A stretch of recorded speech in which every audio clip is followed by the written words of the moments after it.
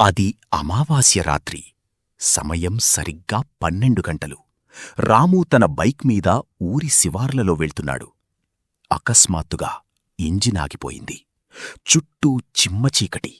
పక్కనే 100 ఏళ్లనాటి భారీ మర్రి చెట్టు. నిశ్శబ్దాన్ని చీలుస్తూ ఎక్కడో నక్కల కూతలు వినిపిస్తున్నాయి. రాము ఫోన్ టార్చ్ ఆన్ చేశాడు. గాలి లేకపోయినా మర్రి చెట్టు ఊడలు మెల్లగా ఊగుతున్నాయి. అప్పుడే అతనికి ఒక వింత శబ్దం వినిపించింది. కిర్రు కిర్రు. ఎవరో ఊయల ఊగుతున్నట్లు. టార్చ్ లైట్ పైకి వేసి చూసిన రాము గుండె ఆగిపోయినంత పనైంది. పైన ఒక కొమ్మకు ఉన్న ఊడను పట్టుకుని తెల్లటి చీర కట్టుకున్న ఒక స్త్రీ వెనక్కి తిరిగి ఊగుతోంది. ఆమె కాళ్ళు నేలకు ఆనడం లేదు, గాలిలో వేలాడుతున్నాయి. భయంతో వణికిపోతూ రాము వెనక్కి అడుగులు వేశాడు. సరిగ్గా అప్పుడు అతని భుజం మీద ఎవరో చల్లటి చేతిని వేశారు.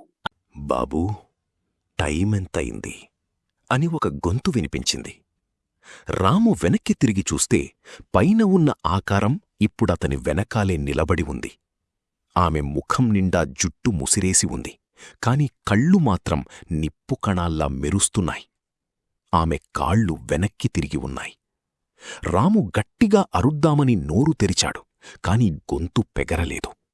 ఆమె తన పొడవాటి గోర్లతో రాము మెడను పట్టుకొని, నీ గడియారం ఆగిపోయింది, నీ కాలం కూడా అని నవ్వింది.